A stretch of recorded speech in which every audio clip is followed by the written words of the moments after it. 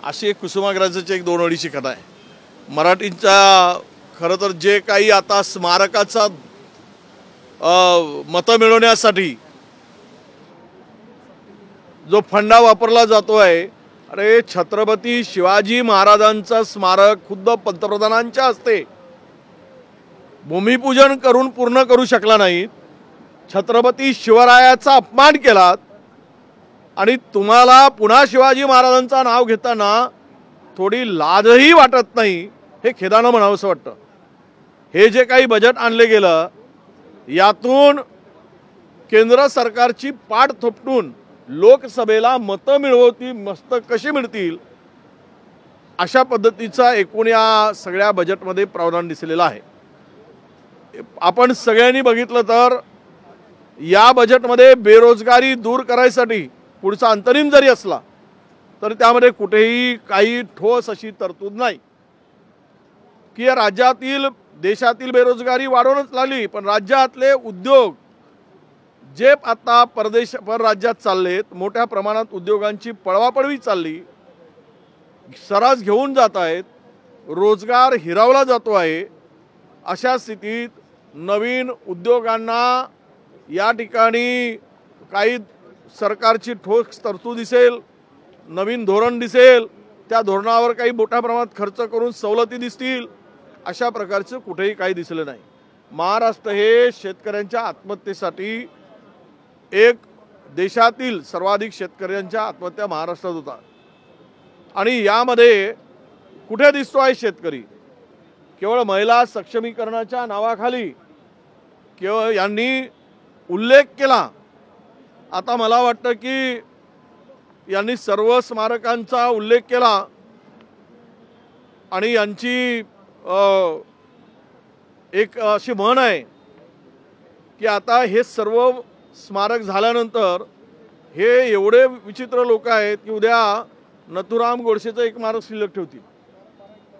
म्हणजे सर्व स्मारकाच्या भरोशावर मतं, उद्या न वाटेल की नथुराम गोडसेचं उभारूनही मतं मिळेल। हे एक म्हण आहे। या सरकारची अवस्था अशी आहे, फोडूनी दुसऱ्याचे पक्ष, महाराष्ट्र करूया भक्ष, त्यासाठी आम्ही सदैव दक्ष आणि महाराष्ट्र लुटणे हेच आमचे लक्ष। खरं तर मिहानमध्ये उद्योग नाहीत, 100 कोटीची तरतूद। खरं राज्याचे प्रमुख जरी ठाण्याचे असले तरी राज्य हे नागपूरवरून चालतं, उद्योगाची अवदसा आहे तिथे आणि 100 कोटीची तरतूद। अनेक गोष्टी सांगता येईल ज्यामध्ये काय बनलं, यांनी नेहमी आम्ही तरतूद करणार आहोत, आमची करण्याची ही तयारी आहे, आम्ही हे करणार आहोत। याच्या पलीकडं महाराष्ट्राच्या या अंतरिम बजेटमध्ये काही दिसलेलं नाही। महिला सक्षमीकरणाचा उल्लेख केला परंतु त्यामध्ये ठोक असं काही दिसलेलं नाही। या सर्वच बजेटचे कारणमीमांसा केल्यानंतर, पाहिल्यानंतर, ऐकल्यानंतर महाराष्ट्र पुन्हा खड्ड्यात घालण्याचं काम या सरकारकडून होते आहे, हे आता सिद्ध झालेलं आहे।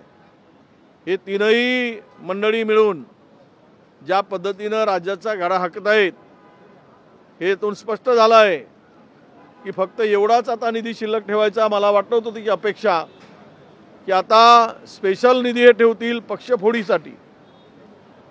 तरतूद काय असेल, ठोक तरतूद, पक्ष फोडण्यासाठी ठोक तरतूद असेल असं मला दिसत होतं, पण तेवढी एक तरतूद दिसली नाही, नाही तर सर्व तरतुदी यांनी केल्या। अरे महाराष्ट्र उजाळायसाठी विळाच उचलला असेल तर यापेक्षा हा दुर्दैवी बजेट दुसरा असू शकत नाही। शेतकरी, शेतमजूर आज बेरोजगार, शिक्षणाच्या संदर्भात अनास्था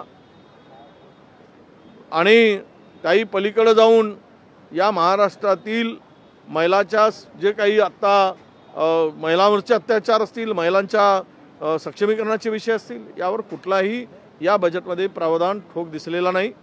केवळ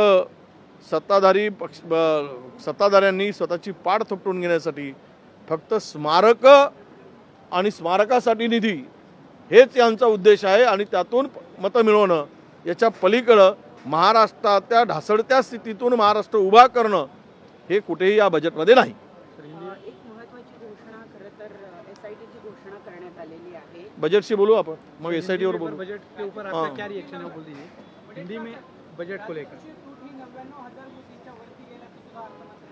नाही, कर्जबाजारीच झालंय राज्य. आज राज्यावरचं कर्ज ज्या पद्धतीनं कर्ज काढून घर चालवत आहेत, मिळकतीच्या भरोशावर नाही. म्हणजे आम्ही उभं करून ठेवलं राज्य. आम्ही राज्याला आर्थिक सुस्थितीत आणलं होतं, परत त्या राज्याला पुन्हा खड्ड्यात घालण्याचं काम सुरू झालेलं आहे. ही वित्तीय तूट म्हणजेच विकासाचं गाजर